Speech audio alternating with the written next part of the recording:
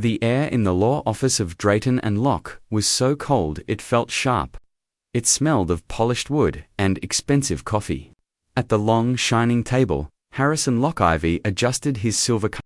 Across from him, my grandmother Alina sat with her hands resting quietly. They were rough hands, used to work. Between them on the table lay a single sheet of paper, her handwritten letter, in a soft, faded envelope. "Let's see what precious document we have today," Harrison said, his voice smooth and loud for his watching partners. My mother and I sat beside Grandma, feeling small. We were there for my grandfather's will. He was a simple man. We expected nothing. Harrison picked up the letter like it was a curious leaf. He cleared his throat and began to read her words out loud, but he didn't read them with respect.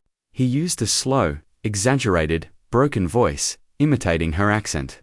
"To my dear family, I leave you not what is in banks, but what is in our blood." A soft, ugly chuckle came from a man in a sharp suit.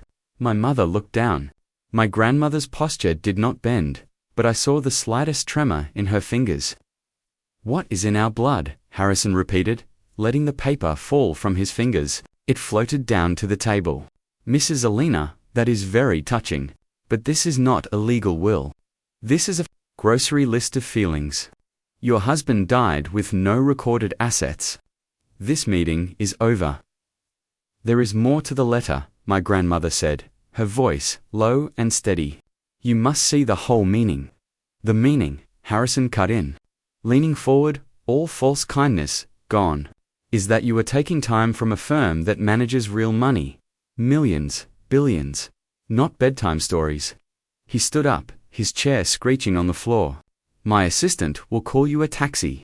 I won't charge you for today. Think of it as a gift." The insult was in the quiet of the room, in the cold smiles of the other men. As we stood to leave, Harrison picked up the letter again. He glanced at the back and smirked. "There's even a little drawing here. A child's map to a secret garden, perhaps."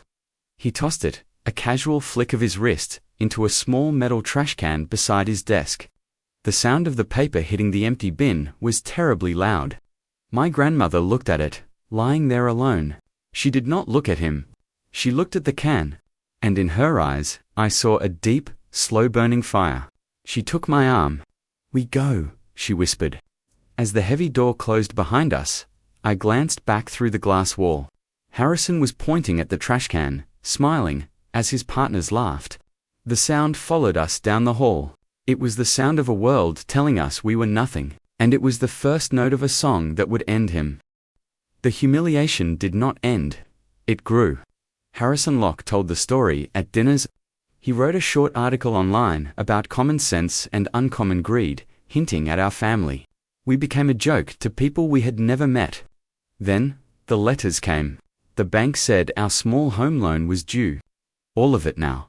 The bank's chairman, we learned, was Harrison's close friend. It was not a mistake. It was an erasure. My mother held the foreclosure notice at our kitchen table, her tears falling on the official words. Why does he hate us? We never hurt him. My grandmother sat stirring her tea, the spoon going around and around in the cup. A man who mocks what he does not understand, she said quietly, is a man building his own cage. Let him build.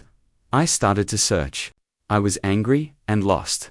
My grandfather was a quiet man from Lithuania. He never spoke of the old country. All I had was the letter, which my grandmother had saved. I studied every line. The drawing on the back was not a child's work. It was a careful pattern of lines, numbers, and a small, complex symbol that looked like a strong oak tree. In the corner, in faint writing, were 2 words, Family Trust. I found a historian, an old professor, in a room full of books. I showed him a picture of the symbol. He took off his glasses and cleaned them slowly. Where did you find this? He asked. This mark. It is the sign of the Kraitis family, bankers, nobles. They disappeared after the war. Their fortune, many said it was a legend, that they hid it all away, across the world. A legend? I asked, my heart beating hard. If it is real, he said, looking at me directly, it would not be a simple fortune. It would be a historical fact. A wealth that changes things. Not millions. Not billions. More. The room seemed to spin. I remembered my grandmother's calm face in that terrible office. You must see the whole meaning. She was not asking. She was testing. The letter was not a plea. It was a key, and a powerful man had thrown it away. The pressure became a vice. A city inspector came, citing neighbor complaints about our house. The inspector was a cousin of Harrison's. It was the final move. To push us out into the street. That night, as a local news reporter knocked on our door, tipped off about a family facing eviction over a fake inheritance, my grandmother walked to her old telephone. She dialed a long number from memory. She spoke 3 calm sentences in English. The test is complete. He failed. It is time. She hung up. She looked at me, and her eyes were clear and deep like still water. Tomorrow, she said, the man who laughed will meet the truth. At exactly 9 the next morning, a group of people walked into the lobby of the tallest building in the city. They were not flashy. They wore dark, serious suits. They were federal officials from the Treasury Department and representatives from an international banking authority. They moved past the front desk without stopping. The guards saw their badges and stepped back. Their faces confused, they entered Harrison Locke's office while he was on the phone, joking loudly. The door opened, and the room went silent. The lead official, a woman with sharp eyes, spoke. Harrison Locke.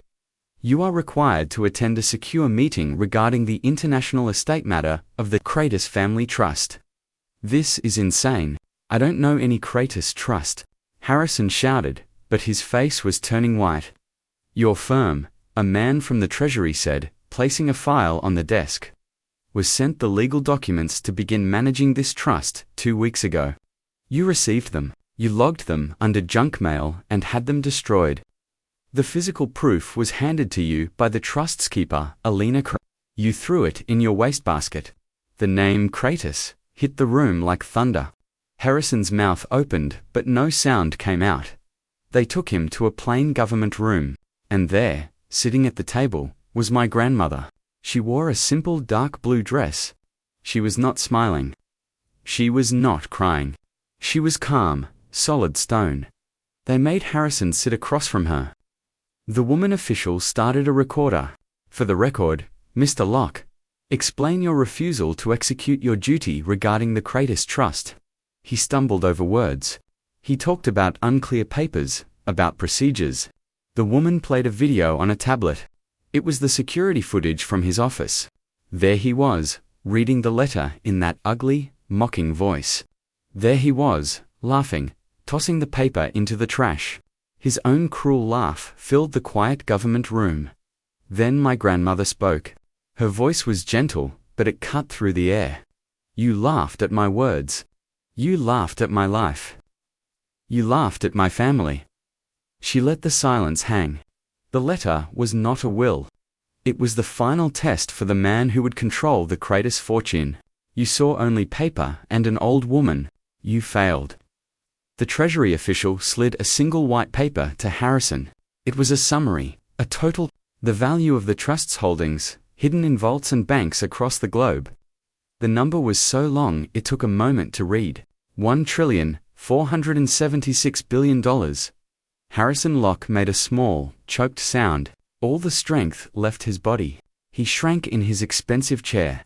The powerful man was gone.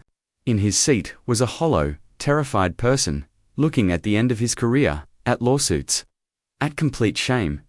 My grandmother stood. She looked at him, not with anger, but with a tired sadness. A man who only sees price tags is already bankrupt. She turned to go, then paused at the door. Your firm is finished.